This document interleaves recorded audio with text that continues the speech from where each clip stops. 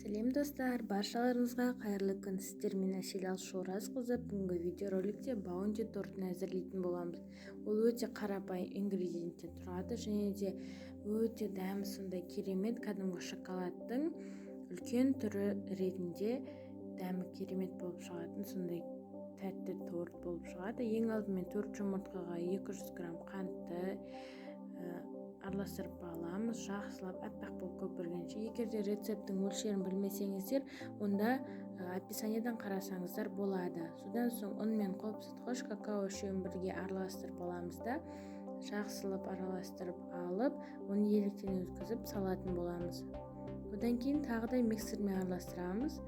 Бұлардың барлығы бір келкі болғанша араластырып тұру қажет. Бұл кезде бұны бастамас бұрын негізі заттарының барлығын, тоңазытқышта тұрған заттардың барлығын 10-20 минут алдын шығарып қойған жөн. Сол кезде формасын ұстауына жақсы көмектесетін болады.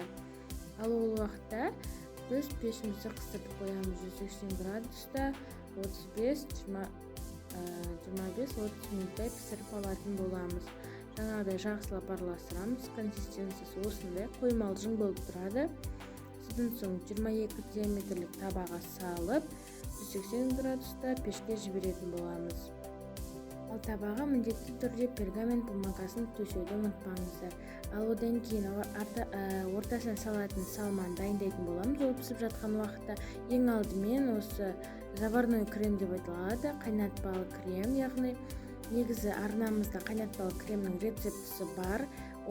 Ең алдымен бізге 300 грамдай сүт қажет болады, 150 грамдай, 180-150 грамдай сары май процентіне байланысты 82,5-72,5% сары май жарай береді. Дәміне қарай қант қоссаңыздар болады. Қантты өздеріңіздің қалауларыңыз бойынша қосасыздар, немесе сахарный пудра, яғни қант ұнтағын қоссаңыздар да болады. Кокосовый стружка, яғни кокос жармасын 150-100 грамдағы жарай береді.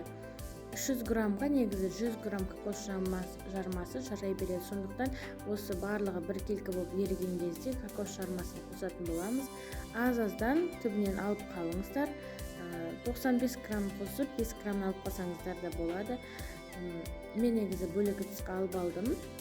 Содан соң жақсылап бір келкі болғанша бір шамамен 10 минуттың арасында жай отта араластырып аламыз.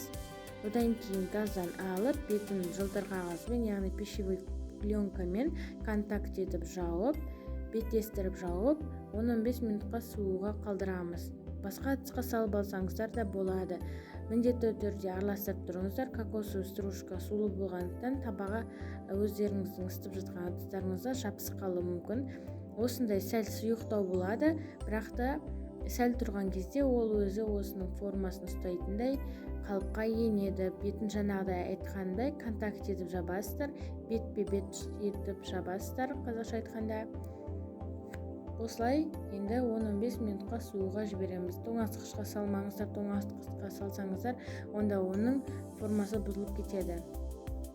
Ол уақытта біздің осы суып жатқан уақытта біздің коржымызда пісіп қалады. Сол кезде оны да суыға жібереміз. Ыстық күйінде еш нәрсені түртпеңіздер. Менде міне осындай тіпті 5 сантиметрге дейін шығатын корж пісіп шықты. Өте дәмді, сондай керемет корж. Арасын енді қалауларыңызша бөлесіздер, бөлсеңіздер де бөлмесеңіздер де болады.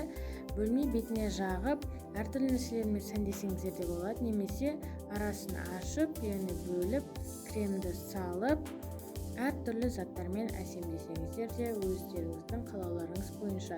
Ең алдымен тарелкамызға осылай пергамент бумагасын алып, суығаннан кейін ғана кесесіздер. Суымай жатып кеспеңіздер. Мен міне 2-ге бөліп алдым.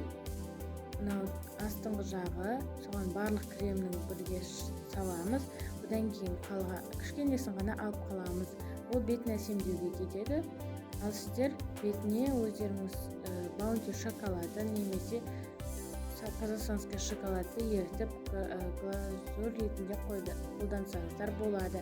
Содан соң барып коржды бір-біріне жауып, әртүрлі заттармен әсемдесеңіздер де болады. Өте керемет торт, жасап көруге кеңес беремін. Сәндеу жағы өз еркілеріңізде кез келген нәрсемен сәндесеңіздер де қатып кетеді. Мен мында кәдімгі баунти шоколадын бөліп алып, жаңағы кокосовый стружкадан қалған креммен сәл ғана жан-жағына жағып, қалған жеріне жаңғақ қойдым. Өте дәмді болып шықты. Сондай керемет, енді ауызбен айтып жеткізу мүмкін емес.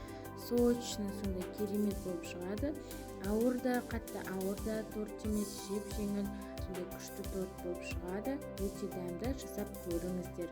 Егер де видео ұнаса, сіздерге тіркеліп лайк басып, пікір жазуды ұмытпаңыздар. Пікірге өздеріңіздің торттарыңыз қандай болғаны туралы жазып кетсеңіздер де болады. Видеоның жоғарғы жағында айта кетерлікте Instagram парақшамыз бар. Сол жерге жазылып кетіңіздер. Онда күнделікті жеңіл-желпі рецепттермен бөлісетін боламын.